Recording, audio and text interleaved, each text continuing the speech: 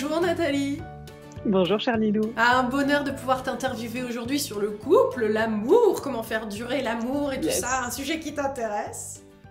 Tout à fait, qui me passionne même. Qui te passionne. Ton premier livre, c'était donc J'ai décidé de m'épouser. C'était un engagement de toi vis-à-vis de toi-même. Et là, tu nous sors depuis, tu t'es mariée et tu t'es engagée donc, et tu nous proposes ce livre Célibataire en couple, qui a un titre assez choc quand même, hein, Célibataire en couple. Un peu insolent quand même. Ouais, on se demande à quoi ça peut ressembler. L'art de s'attacher sans se ligoter, c'est un petit côté coquin qui est d'ailleurs très... On voit qu'il y a une petite coquine en toi, on le voit sur certaines photos d'ailleurs, le côté érotisme, sexualité, déployer sa féminité, c'est très important pour toi. Et d'ailleurs, tu nous en parles, hein, tu nous en parles dans ce livre et tu nous donnes plein de clés pour le couple, pour rester, pour garder ce mystère, cette intimité, ces secrets, cette connexion de couple qui peut être là tout en étant chacun soi-même. Donc c'est intéressant ton regard par rapport à tout ça. Nathalie, on te connaît comme coach, comme auteur, donc journaliste à la tête de Radio Médecine Douce depuis plus de 10 ans. Tu interviews plein de personnes, donc tu as tout ce savoir et ces clés et tout ça qui sont à portée de toi. Donc c'est intéressant pour moi de t'interviewer, de voir qu'est-ce que tu en fais de tout ça et comment tu vis ta vie, toi, au quotidien et ta vie de couple. Parce qu'il y a un gros changement là dernièrement, hein. Mariée alors?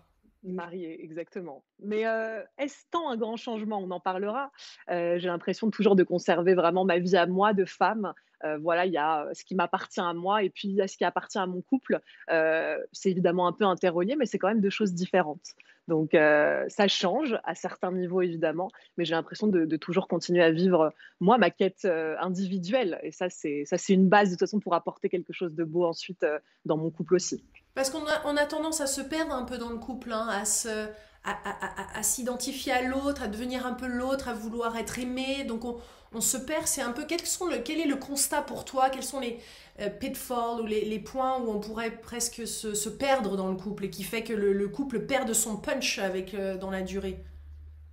Bah, c'est vrai que quand tu es dans le regard de l'autre, c'est compliqué de rester 100% toi en fait. Et c'est presque quelque chose d'assez naturel. Je lis en ce moment un essai féministe qui parle d'une chambre à soi et qui dit qu'une femme finalement pour être vraiment en lien avec sa créativité, il lui faudrait un vrai espace où elle échappe au regard de l'autre. Et c'est vrai qu'on peut mesurer à quel point quand on vit dans un endroit aux côtés d'un autre, et même si on l'aime très intensément, son regard fait que parfois on a du mal à se retrouver complètement dans son individualité. Donc moi, à mes yeux, pour trouver un équilibre entre je ne me perds pas de vue et en même temps je reviens dans mon couple en donnant le meilleur, il me faut des espaces où je m'échappe aussi de cet endroit, où je me retrouve en effet en dehors du regard de l'autre. Et comme tu dis, pour beaucoup, on a eu aussi des modèles de fusion. Donc on fusionne On en en a se envie. disant, voilà, on en a envie, l'autre est ma moitié. Alors voilà, tout ce que ça implique en termes de si l'autre est ma moitié, du coup, je ne suis pas un être complet. Puis quand ma moitié part, du coup, je ne suis plus qu'une moitié de quelque chose et il me manque mon entièreté. Donc voilà, tout ça, moi, ça m'a pas trop plu à utiliser comme ingrédient pour former mes couples. Et j'ai eu envie de proposer une manière d'aimer librement, en fait. Et c'est un peu le sujet de ce livre. Ouais, c'est vrai qu'avec le temps, le couple a changé et là, on n'est plus les mêmes femmes que nos mères étaient, que nos grands-mères étaient. Donc, c'est pour toi, quelles sont les raisons que c'est plus difficile maintenant d'être justement en couple? Bah, c'est qu'on n'a plus besoin, en fait, à tout prix, d'être aux côtés de l'autre. Et pourtant, c'est vrai que c'est intéressant de voir comme, de manière hyper naturelle, on cherche à être aux côtés d'un autre depuis toujours. Mais c'est vrai qu'en termes de survie sociale, aujourd'hui, en tant que femme, on n'a plus besoin d'avoir un homme à nos côtés, ne serait-ce que financièrement, pour assurer nos besoins. Donc, ça, moi, j'aime bien parce que ça redispatche les cartes. Je trouve que c'est beaucoup plus intéressant de jouer à égalité des chances plutôt que à rôle déjà réparti. Moi, j'aime l'idée qu'aujourd'hui, en 2021, on puisse créer des couples qui nous ressemblent et qui ne soient pas teintés forcément de tous les codes de ce qu'on a vu être les codes des gens qui nous ont précédés, nos lignées, etc. Mais vraiment d'inventer avec les ingrédients qui vont nous convenir, en fait. Ouais. C'est pas À chacun. toujours simple comme ça, de toi qui coach des gens, tu vois, de créer quelque chose à partir de rien, parce qu'il n'y a pas vraiment de modèle. Là, toi, tu nous donnes des clés, mais dans le coup, tu nous dis faites-vous confiance aussi. Ça fait partie de ce que tu nous transmets dans ton livre. Faites-vous confiance que vous allez trouver Complètement. justement comment créer et co-créer ce couple. Bah, surtout, ne cherchez pas la question de la normalité puisqu'elle n'existe pas dans Ouais. une histoire d'amour. En fait, on cherche toujours, tu parlais de la sexualité, on cherche toujours à valider l'idée que ce qu'on fait est bien normal. Mais finalement, est-ce qu'il y a une normalité ou est-ce qu'il y a la normalité de chacun? Moi, j'ai par exemple un couple d'amis. Ils ont chacun leur chambre et ça fait 10 ans que ça marche très bien comme ça pour eux. Ils se retrouvent pour des moments de sensualité et de sexualité dans la chambre de l'un et de l'autre, mais ils ont décidé, comme un équilibre, en fait, vraiment, d'avoir chacun leur chambre. Il y a des gens qui ont chacun leur appartement. Il y a des gens aujourd'hui qui décident de vivre des polyamours. Enfin, je crois que, en fait, la question, c'est pas tant de correspondre à une norme de ce qu'on a observé, c'est peut-être de faire ce tri aussi, de voir ce que nos parents nous ont légué, parce que forcément, ce qu'on a observé, c'est ce qu'on rejoue aussi nous. Donc déjà, peut-être de se libérer à ce niveau-là.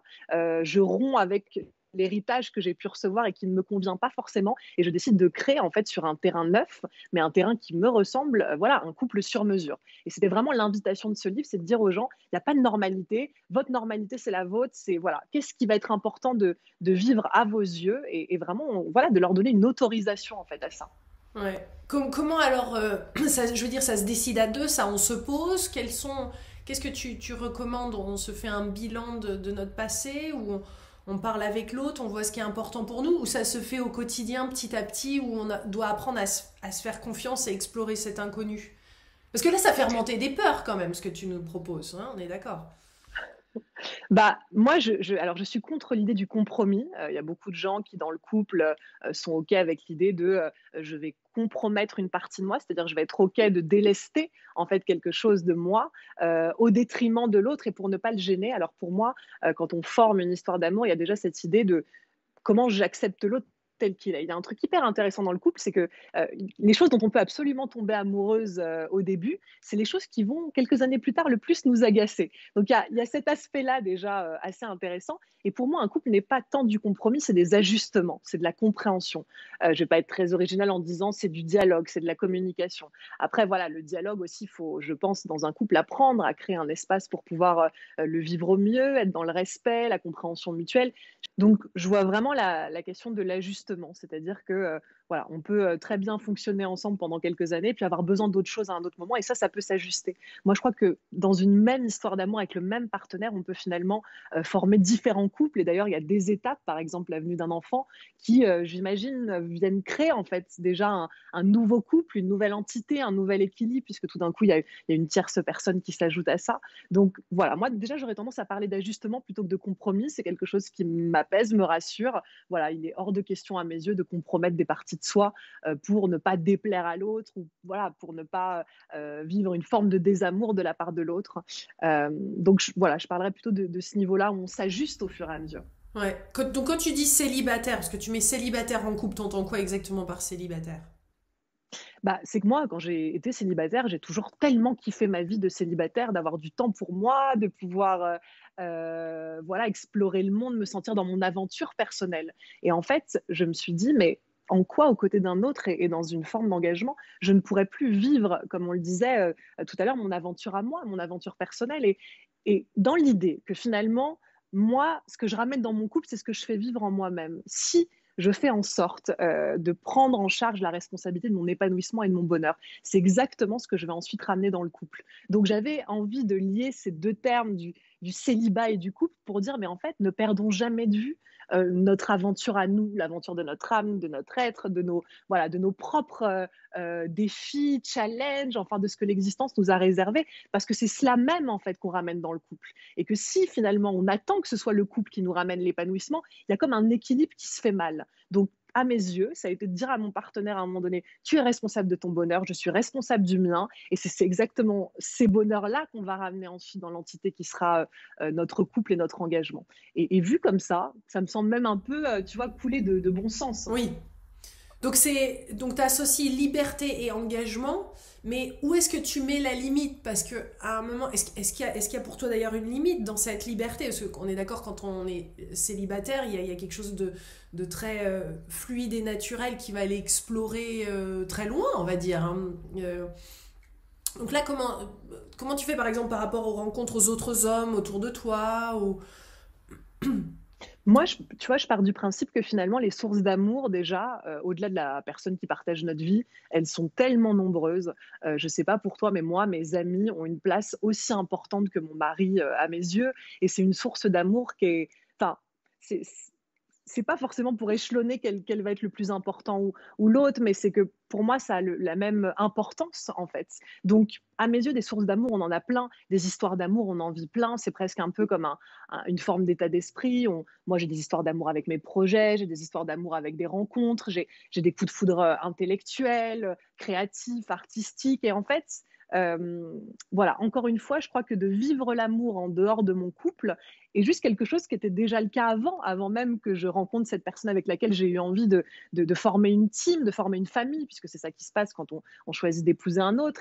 Et voilà. Et toutes les sources d'amour qui existaient avant et qui vont exister après sont tout aussi importantes. Donc voilà, pour moi, il n'y a pas, et ce serait un petit peu l'idée de ne pas mettre tous ses œufs dans le même panier, c'est-à-dire je mise tout sur mon couple et ma rencontre amoureuse, mais au contraire, en fait, je fais vivre toutes les sources d'amour qui vont être importantes pour mon épanouissement. Ouais. Alors, je vais poser le mot, comment gérer la jalousie, comment gérer la trahison, et est-ce qu'il y a même trahison dans ces cas-là, si pour toi, tu vois, je veux dire, à partir de quand justement ça va trop loin? Tu vois ce que je veux dire dans l'exploration de l'autre au-delà de son partenaire? Bah, tu as dû le voir dans le livre, donc j'ai écrit un chapitre qui s'appelle La jalousie n'est pas une preuve d'amour. J'ai été élevée par une maman qui m'a dit un homme qui n'est pas jaloux n'est pas un homme aimant. Donc j'ai été élevée avec voilà, le précepte inverse.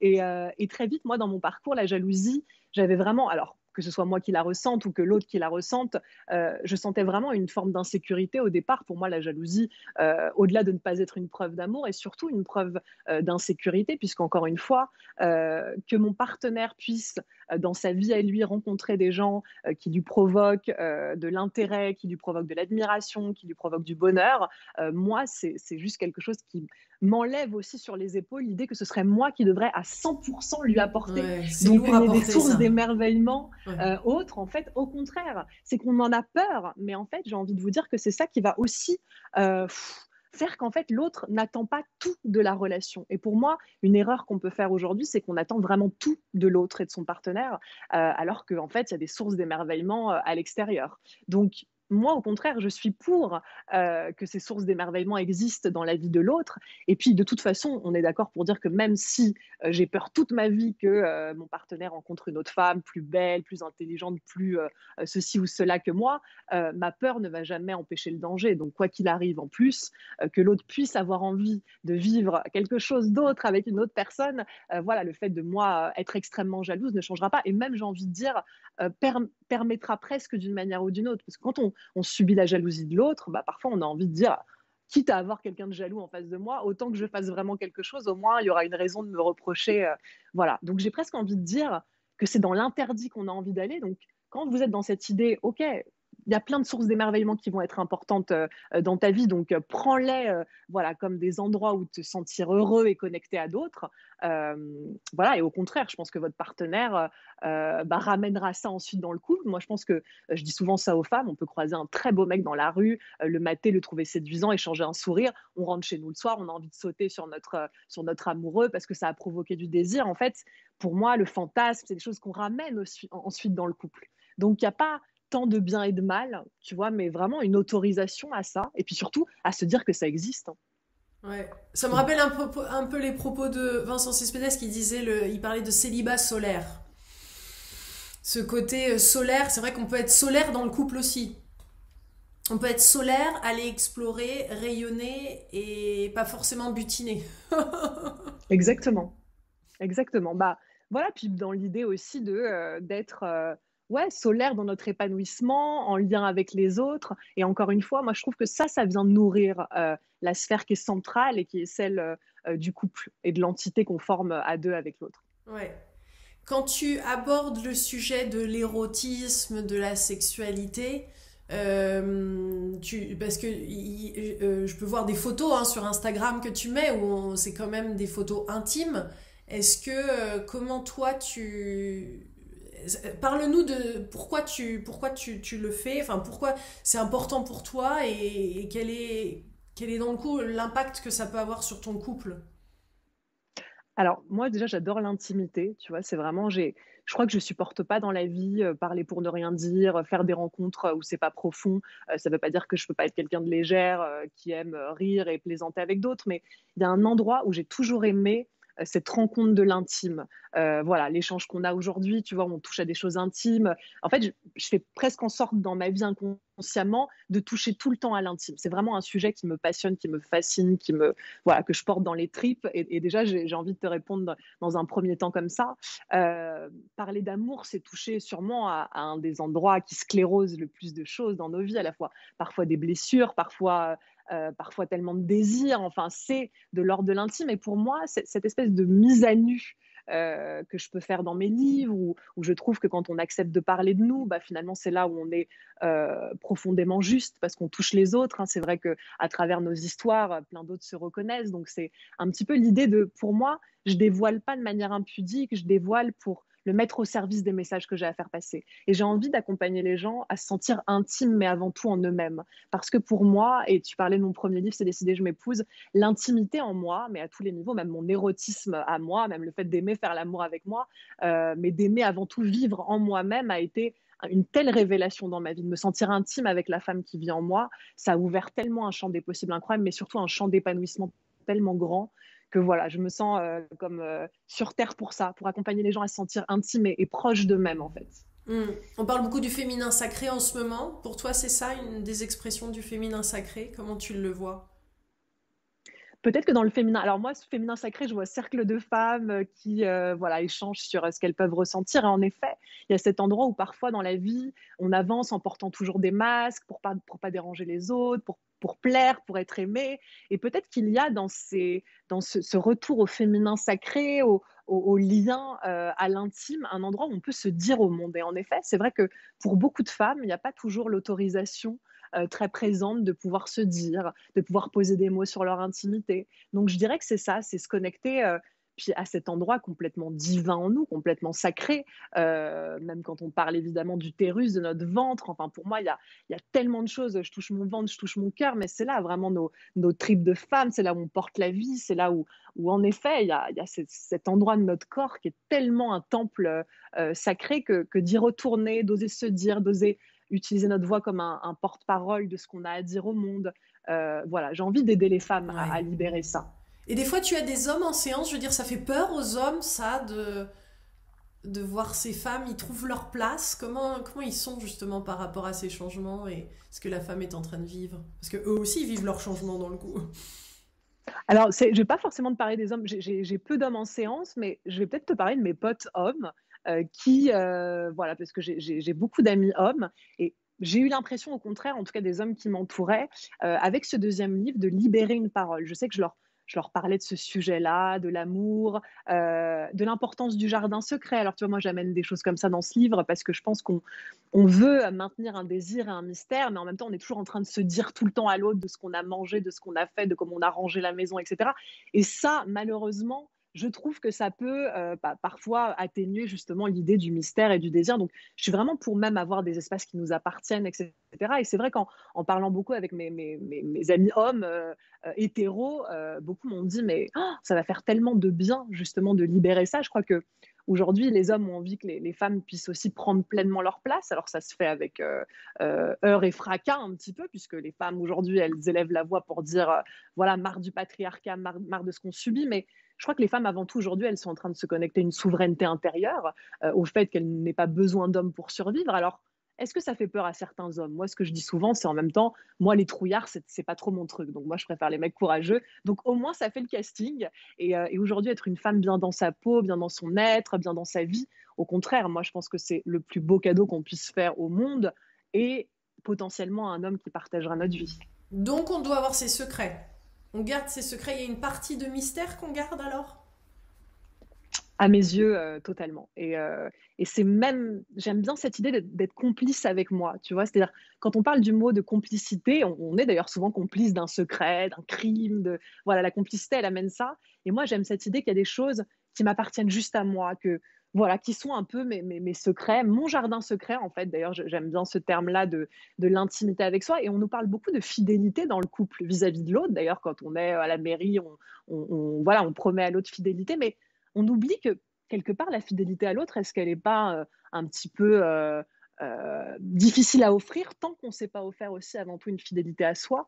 Et moi, je sais que je suis une meilleure partenaire, une meilleure compagne, une meilleure femme en étant avant tout extrêmement fidèle à ce que je suis, à ce que je ressens, aux expériences qui vont être importantes à vivre et à ce jardin secret voilà, que j'ai besoin de maintenir en fait. Et j'ai l'impression, après des années en tout cas aux côtés de mon homme, que ce mystère-là vient amener un désir qui est toujours présent. Alors, on en reparlera peut-être dans 15 ans et je te dirai où ça en est, mais je trouve que, voilà, en tout cas dans ce que je vis et mon expérience, ça fait qu'on a toujours envie de se redécouvrir et s'explorer parce qu'on sent qu'on ne saisit pas tout de l'autre. Et ça, pour moi, c'est une donnée Mm. importante. Et se réinventer.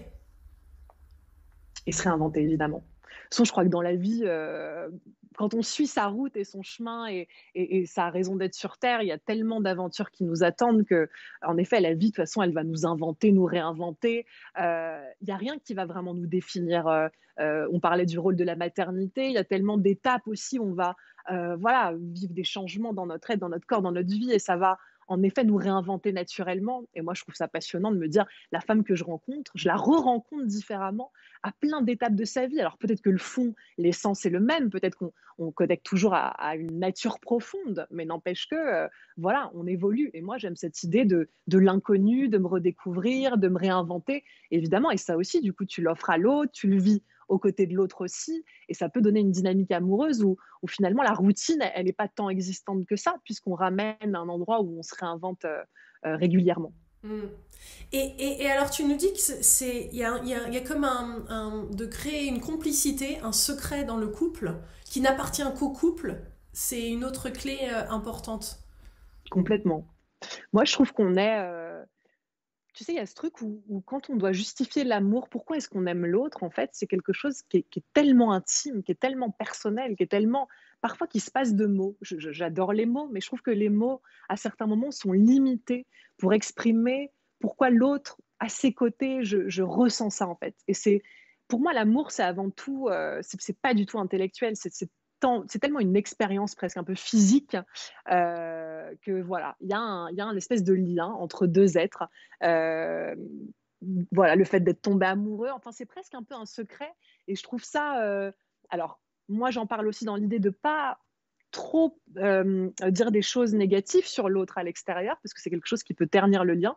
Je donne dans mon livre l'exemple des nanas entre elles qui aiment bien critiquer leurs hommes, et donc voilà, on passe comme ça 1 heure à râler, ouais, mon mec aussi fait ça, mon mec il fait ça, et à la fois c'est humain, et à la fois je trouve que c'est dommage de venir ternir le lien à l'extérieur, c'est dommage de parler mal de son compagnon, et on a le droit d'avoir envie de dire des choses à l'autre, alors des reproches, on a le droit d'avoir envie d'exprimer des choses à l'autre, mais l'idée, c'est justement de ne pas laisser les choses un petit peu se ternir en nous. Et c'est pour ça que la communication, elle est importante, parce que parfois, on n'ose pas dire à l'autre des choses qu'on ressent, et on finit par les accumuler, puis voilà, après, ça finit par être une forme de colère, de haine, et on passe notre temps à parler avec nos copines à quel point nos mecs n'assurent pas, etc. Je ne trouve pas que ce soit voilà, tant une solution, et c'est voilà, vraiment faire attention à ça, à cette entité tellement précieuse et fragile qui est une histoire d'amour. Et voilà, et essayer au maximum de la nourrir aussi avec honnêteté. Je suis beaucoup pour la sincérité autant que pour le jardin secret. Tu vois, c'est des notions qui peuvent paraître contradictoires, mais pour moi, c'est voilà, c'est comme un panel très important à faire vivre et avec des subtilités importantes en fait. Donc c'est pas tout et son contraire, mais c'est des choses assez complémentaires à mes yeux. Mm. J'aime bien le sous-titre L'art de s'attacher sans se ligoter. Ouais, C'est ça, se sentir libre d'exister, d'être nous-mêmes, de continuer l'exploration tel qu'on le faisait célibataire.